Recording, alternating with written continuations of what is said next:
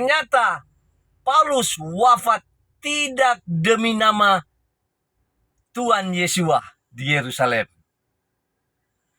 Sehingga perkataan Paulus di dalam Kisah Para Rasul 21 ayat 13 tidak dituntun oleh Roh Kudus, melainkan itu hanya kemauannya saja, pendapatnya saja. Kalau Anda baca Kisah Para Rasul 21 ayat 13, di sana sangat jelas tertulis, Paulus katakan begini kepada pengikutnya, jangankan aku diikat di Yerusalem, aku rela mati dibunuh wafat di Yerusalem demi nama Tuhan Yesus. Tetapi perkataannya ini tidak terjadi. Tidak terjadi sesuai dengan yang dia katakan. Karena ternyata Paulus wafat di Roma.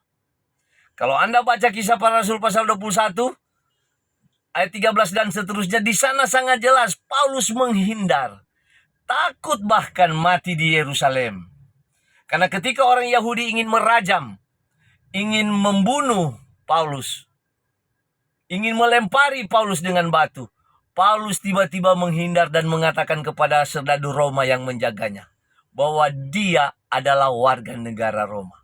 Paulus mengharapkan supaya serdadu Roma ini mengamankan dia dari antara orang Yahudi dan dibawa ke Roma untuk diadili. Sehingga di Roma Paulus bisa naik banding dan terhindar dari kematiannya di Yerusalem seperti yang dia katakan.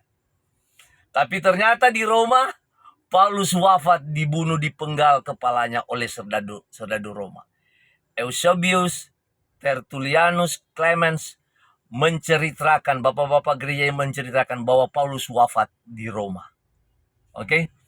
Jadi, dengan demikian perkataan Paulus ini bukan dalam Kisah Para Rasul 31 ayat 13 tidak dituntun oleh Roh Kudus, dan kematian Paulus di Roma tidak mati demi nama Tuhan Yesus.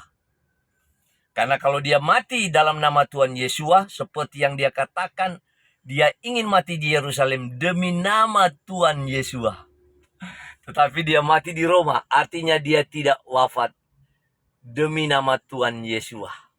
Oke? Karena para nabi hingga Yesus semua mereka wafat di Yerusalem. Semoga video saya ini menginspirasikan Anda. Jangan mudah percaya ajaran Paulus, cerita-cerita Paulus, uji semuanya. Karena Paulus sendiri mengatakan dalam 1 Tesalonika 5 ayat 19 dan 20. Jangan padamkan roh, ujilah segala sesuatu dan peganglah yang baik. Termasuk ajaran Paulus ini harus diuji. Bahkan Paulus katakan dalam Kisah Para Rasul 13, bukan Kisah Para Rasul, 1 Korintus 13 ayat 9 dan 10 bahwa pengetahuannya di zaman mereka, zaman Paulus tidak sempurna, tidak lengkap.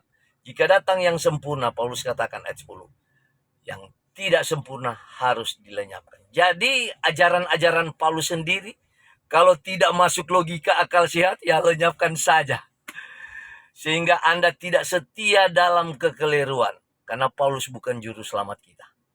Juru selamat kita adalah Tuanku Yesus yang terhormat. Semoga menginspirasikan Anda. Salam.